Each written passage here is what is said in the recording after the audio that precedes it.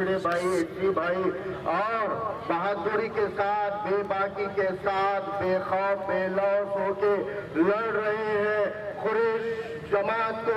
अस्सलाम वालेकुम रहमतुल्लाहि बरकातहू। साथियों, यहाँ पर काफी तकरीरें हमने सुनी हुई है, काफी बातें आपके सामने हो चुकी है। मुझे लगता है कि एक दो सवालात हैं जो हमारे जहनों में पड़ रहे हैं, उन सवालात को भी हमको इस इजलास से, इस मंच से सामने लाने की जरूरत है। मैं आपको पूछना चाहता हूं कि ये जो बैन नाम का शब्द आया है कि इसको बैन कर दिए, उसको बैन कर दिए, इस पे पाबंदी ला लिए, उस पे पाबंदी ला लिए, तो ये पहली बैन नहीं थी जो भी बैन हुई। गोवंश पे बैन आना ये पहला बैन नहीं है। इससे पहले कई चीजों पर बैन लगा हुआ है, कई कानून लाकर अलग अलग चीजों पे बैन लगा हुआ है। आप सब जानते हैं कौन कौन सी चीजों पे बैन लगा। भाई पहले गोवंश से पहले कहीं पे बैन लगाई थी सरकार ने? कहीं पे? गुटखा पे लगाई थी कि नहीं लगाई थी?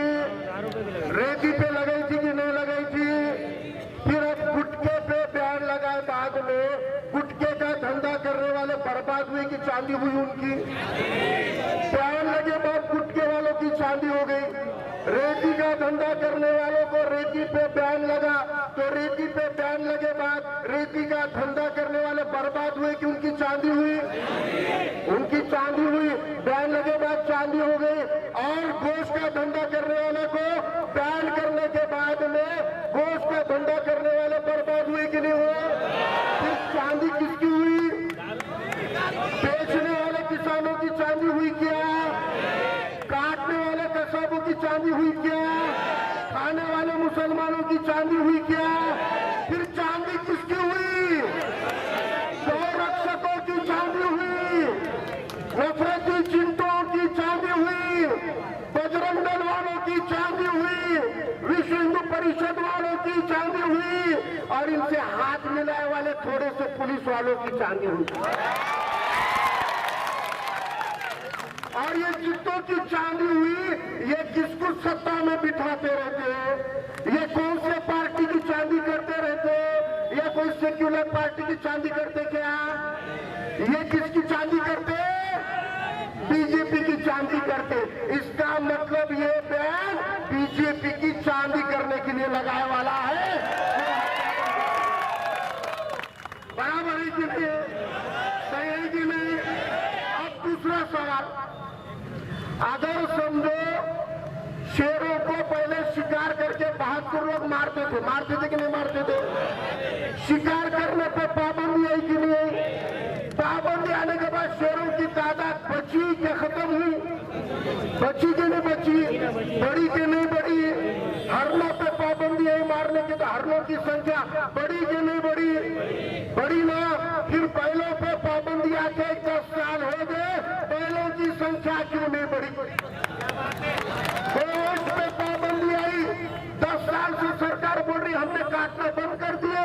अब 10 साल से बैला काटना बंद है, तो बैलों की तादाद तेलंगाना की तुलना में, तेलंगाना में गोश्त बंदी है क्या? है क्या? तेलंगाना में बैला कटते कि नहीं कटते? कटते कि नहीं कटते? सैकड़ों कटते, सैकड़ों कटते, हजारों कटते। 10 साल में लाखों कटे कि नहीं कटे?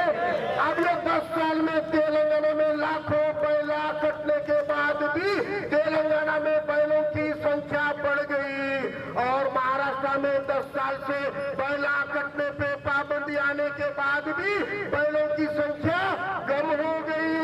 ये कैसा हुआ? फडणवीस, देवेंद्र फडणवीस,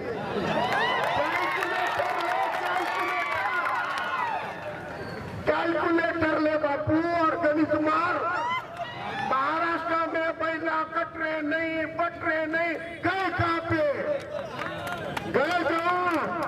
कौन खा गया? किसके नाम पे खा गया? देवेंद्र फडणवीस को सवाल पूछो।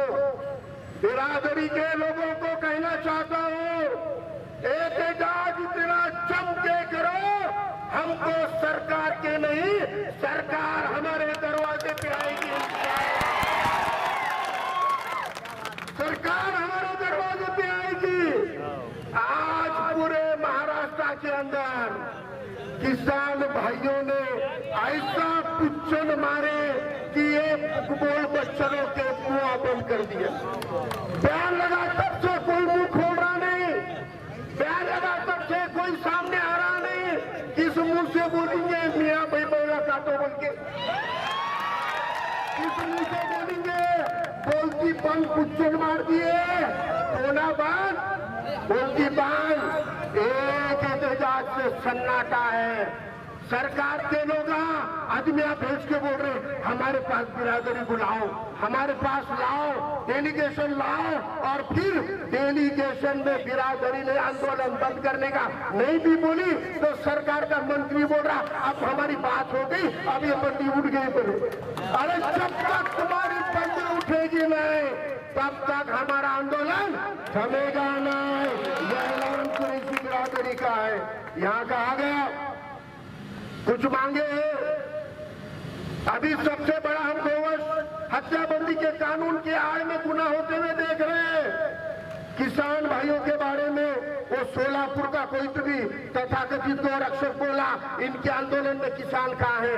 अरे किसानों की गत ऐसी कर दी है तुमने कि खुद के मुसीबतों पे भी किसान अब लड़ने के काबिल नहीं रहा, और लड़ रहा नहीं इसलिए खुदकुशी करके मर रहा है। उन पे खुदकुशियों की नौबत तुमने ला दी है। अब किसानों की लड़ाई कुरैशी समाज लड़ रहा है। अब किसानों की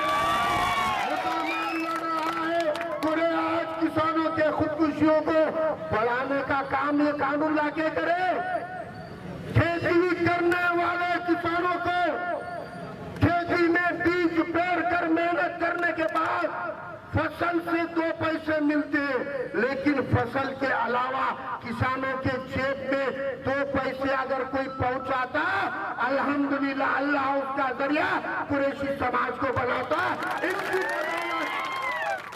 इनकी बदौलत उनके जेबों में 2 पैसे जाते थे। तुमने कानून लाके उनके वो बैलों का ATM कार्ड बंद कर दिए। आज उनकी आल औलाद के तालीम को पैसा लगा तो बैल की जोड़ी बेचते थे। आज दवाखाने में ऑपरेशन को पैसा लगा तो बैल की जोड़ी बेचते थे। वो बैल की जोड़ी नहीं थी, किसानों का ATM कार्ड था तो गाय की कैश होता था। और ये ATM कार्ड की बैंक कौन सी थी? तो जमीयतुल कुरैश थी। ये बैंक का ATM कार्ड था वो कि लाओ पैसा लेके जाओ, जो कीमत बाजार की है 2 पैसे बढ़ के देते थे, कम नहीं करते थे। ये हमारा आज कानून लगा रहे, आज बोल रहे कि कौन सा कानून दुरुस्त करना पड़ता। अरे गडकरी ने बहुत ही वीडियो डाल रहा मुसलमानों से हमदर्दी के, और मियाँ भाई भी गडकरी के वीडियो फुल वायरल कर रहे व्हाट्सएप पे। देखो अच्छा बोला कि नहीं? अरे अच्छा बोलू नको, अच्छा कर। गडकरी के मंत्री पद में एनिमल क्रुएल्टी एक्ट लगाने की वजह अगर कोई वाहतुक में जानवरों की वाहतुक करना है उसके नियम नहीं है। अगर नियम बन गए तो ये कानून के तहत कार्रवाई नहीं होगी। लेकिन ये कानून नहीं बना रहे। क्यों नहीं बना रहे? हफ्ते लेने के लिए नहीं बना रहे। कानून बन गया तो हफ्ते बंद हो जाते। पुलिस भाइयों को मैं कहना चाहता हूं, ये सरकार ये कानून बंदी लाकर तुम्हारी रोजी रोटी तुम्हारी तनख्वाह नहीं बढ़ा पा रही, इसलिए हराम के जरिए बना रही। मत करो। ये मुल्क ये देश जिस संविधान ने तुम्हारे आंख पे खाकी की वर्दी पहनाई है वो संविधान से बेईमानी मत करो। कुरैशी समाज की पिड़ौनुक मत करो। ये वर्दी रक्षा करने के लिए दी वाली है, भक्षा करने के लिए नहीं दी वाली।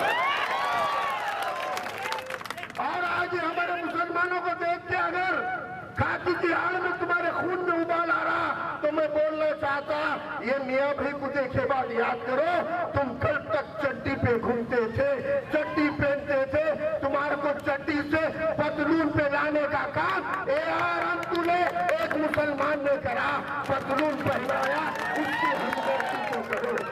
आज हमदर्दी करो, कानून से चलो, संविधान से चलो। कानून का अगर पढ़ करके आज कुरैशी समाज के ऊपर जुल्म करोगे तो याद करो ये जुल्म कुरैशी समाज पे नहीं किसानों पर है। जिससे जवान जो किसान का नारा दिया उस किसान की खुदकुशियों में इजाफा होगा अगर ये एहतजाज ऐसा ही चलता रहा।